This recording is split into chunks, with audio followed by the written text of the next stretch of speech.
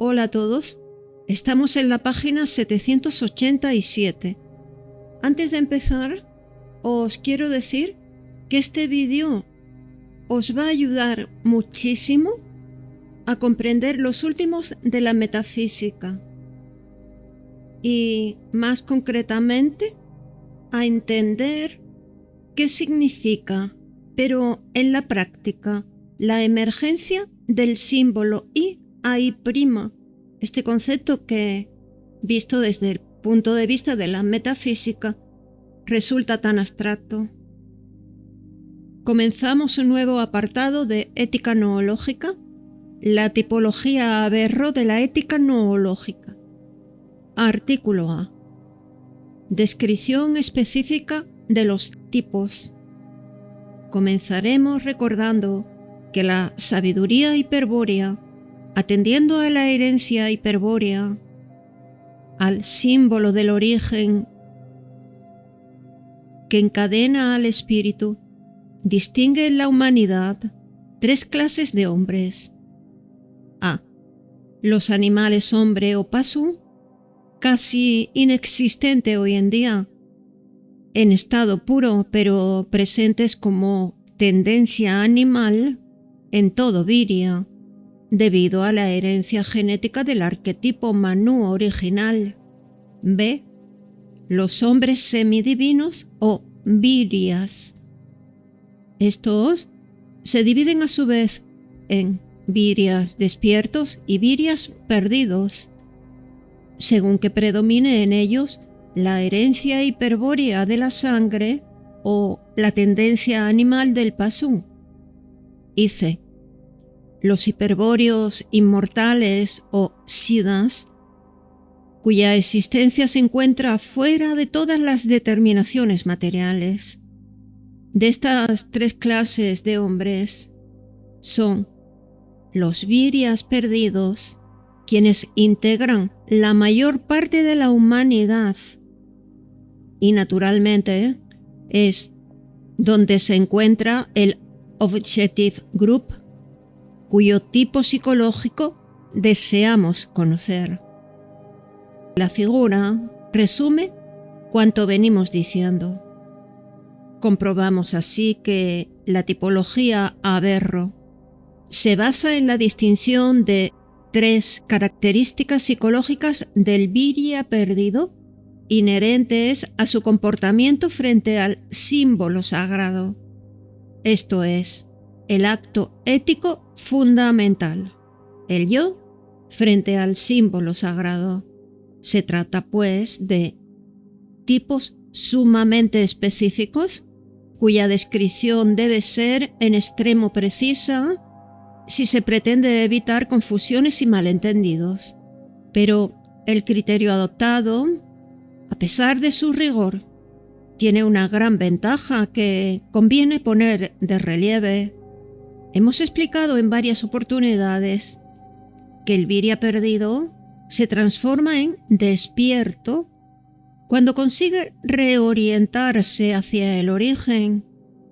El Viria despierto, aun cuando todavía no haya conquistado el Vril, ya no volverá a perderse nuevamente porque su yo ha adquirido un permanente estado de alerta, ha reconocido el carácter bélico de su extravío y comprendido que sólo podrá liberarse de la cautividad material si toda su fuerza espiritual, su valor, su resolución, en fin, si toda su voluntad apunta hacia un único fin, el retorno al origen. Pero, tratándose de una situación esencialmente bélica, dicho tránsito solo tendrá éxito si previamente se lo ha planificado. Con otras palabras, hay que conocer la manera de llegar, es decir, hay que poseer una estrategia. Desde luego, por estrategia, entendemos el conocimiento del medio para arribar al fin del camino, un medio que puede ser alguna de las vías secretas de liberación. toda vez que ellas constituyen propiamente modelos estratégicos generales. Es de la mayor importancia, entonces, saber de qué manera es posible conocer gnósticamente una vía secreta para disponer así de la necesaria estrategia propia. El misterio del laberinto, cuya solución emplea la vía de oposición estratégica y la técnica arquemónica, procura que el yo perdido efectúe el salto inductivo desde el signo laberinto exterior hasta el símbolo laberinto interior. Y es la gnosis del laberinto interior, como se explicó, la que permite establecer la distancia estratégica entre el yo perdido y el Selbst. La percepción de esa distancia es lo que orienta al yo y lo aproxima al centro del laberinto, donde se consumará su inmortalidad y pondrá a su alcance la posibilidad de liberar definitivamente al espíritu del encadenamiento material. En este tránsito, entre que el yo perdido consigue dominar el secreto del ángulo recto para ingresar a la plaza Tao, se produce el acto ético fundamental, el yo frente al símbolo sagrado, es decir, el yo, arrinconado contra la fenestra infernalis de la runa odal, se encuentra con los símbolos sagrados que emergen a la esfera de luz e intentan fagocitar al sujeto consciente durante su emergencia. Y es entonces cuando el yo debe exhibir la actitud graciosa luciférica, deteniendo el proceso del símbolo sagrado e ingresando en la plaza central Tao. He aquí completo el desarrollo de la estrategia del laberinto, la estrategia propia de todo iniciado hiperbóreo de la Orden de Caballeros Quirodal. Artículo B. La ley del globo del acto ético fundamental. El principio fundamental del cual parte la descripción tipológica es el hecho de que los virias perdidos suelen reaccionar de tres maneras diferentes frente al símbolo sagrado, es decir, durante el acto ético fundamental. Pero hemos de recordar ante todo que tal enfrentamiento, el yo frente al símbolo sagrado, es un acto interior, una situación propia de la estructura psíquica. El símbolo sagrado, en efecto, puede haber sido descubierto interiormente por la apercepción que el sujeto consciente y el yo perdido realiza sobre una fantasía o precede de una percepción exterior revelado por un iniciador. Por ejemplo, en este último caso, una vez introyectado, el símbolo actuará con toda su potencia directamente en la esfera de luz, análogamente a cualquier símbolo sagrado emergente, de manera que, sea cual fuere la procedencia del símbolo sagrado, el hecho es que éste aparece ante la visión del yo perdido y que existe la certeza de tal aparición. El símbolo sagrado aparece en la esfera de luz, entonces, diferenciado y enfrentado. La aparición de un símbolo sagrado es siempre una experiencia impresionante, de allí que no le sea posible al yo perdido mostrarse indiferente. El símbolo es diferente e impresiona. Si un símbolo es verdaderamente sagrado, es decir, si representa una verdad metafísica del más elevado orden, su aparición causará en el yo perdido una impresión muy intensa, caracterizada por ciertos estados de ánimo típicos, tales como asombro, admiración, sorpresa, pasmo, estupor, etc., que conviene resumir en un concepto: perplejidad. Con otras palabras, la aparición del símbolo sagrado causa la inmediata perplejidad del yo perdido. Sin embargo, tal impresión no dura mucho tiempo e, indefectiblemente, sucede una reacción del yo perdido, quien adopta una de las tres actitudes mencionadas en el cuadro sinóptico de la figura: actitud lúdica, actitud sacralizante o actitud graciosa luciférica. Vamos a destacar ahora un fenómeno que ocurre durante ese momento, cuando el símbolo sagrado se manifiesta a la conciencia y que resulta determinante en las posibles reacciones del yo perdido. Si tenemos presente que la perplejidad significa incertidumbre, duda, vacilación, etc., es decir, de tensión, podemos describir con precisión al fenómeno. Cuando el sujeto consciente se detiene perplejo frente al símbolo sagrado, éste parece crecer ante su mirada atónita.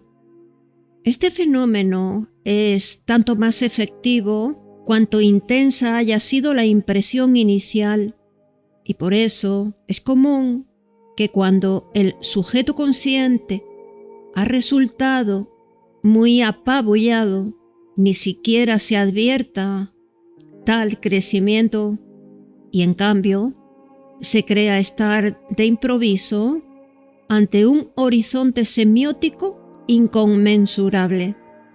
Es lo que ocurre con símbolos que representan deidades o mitos cuyo tamaño relativo con respecto a la conciencia, al esquema de sí mismo, parece extremadamente grande y capaces incluso de aplastar a algunas mentes débiles.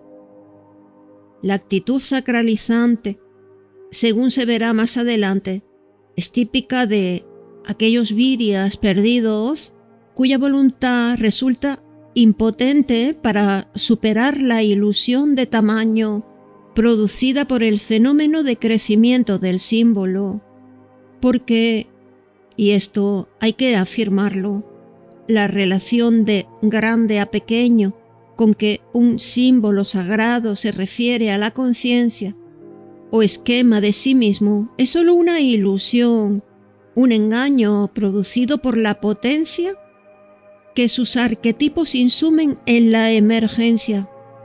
No hay, pues, símbolos sagrados grandes o pequeños, mayores o menores, superiores o inferiores, etc., sino símbolos sagrados potentes o impotentes para actuar sobre la conciencia o esquema de sí mismo, es decir, sobre el sujeto consciente y el yo perdido. Vale decir, en el interior del Virya, completando su totalidad psíquica, están todos los símbolos, y ninguno es mayor o superior a la conciencia misma, al esquema de sí mismo. Es la poderosa potencia de algunos símbolos sagrados la que produce gran perplejidad en el yo perdido y ocasiona la ilusión de tamaño. Para interpretar correctamente la naturaleza del fenómeno, es necesario recordar el origen de esa potencia subyacente en los símbolos sagrados. Los mitos estructurados en los esquemas de la estructura cultural o los correspondientes arquetipos universales. Es evidente, entonces, que si el símbolo sagrado causante de la perplejidad del yo perdido representa un arquetipo actual, su crecimiento ha de provenir del proceso evolutivo en que éste intenta desarrollarse. Con otras palabras, el crecimiento es la forma como el yo perdido percibe al proceso del símbolo sagrado. Como sabemos, el proceso solo puede ser interrumpido por la acción volitiva del yo. Si la voluntad, por caso, no fuese suficiente, el proceso del símbolo sagrado continuará hasta la entelequia, nutriéndose para su desarrollo durante todo ese lapso de energía tomada de la esfera de luz. Esto significa que la esfera de luz se va identificando paulatinamente con la representación arquetípica del símbolo sagrado, o también que la emergencia del mito ocupa completamente la capacidad de la esfera de luz. Recordemos a este respecto lo dicho en la primera parte. De la potencia con que un símbolo atraviese el umbral de conciencia depende la región de la esfera de luz en la que haya de manifestarse. El símbolo I', por ejemplo, se estabiliza frente al sujeto consciente en el nivel de Psi'. El nivel de estabilización de toda representación consciente se alcanza en un solo movimiento que comienza en la estructura cultural. Esto significa que el símbolo I' emerge desde el plano de significación hasta el nivel de Psi' en un solo movimiento progresivo hasta Psi y brusco hasta Psi'. En el nivel de estabilización acaba la emergencia y comienza el proceso.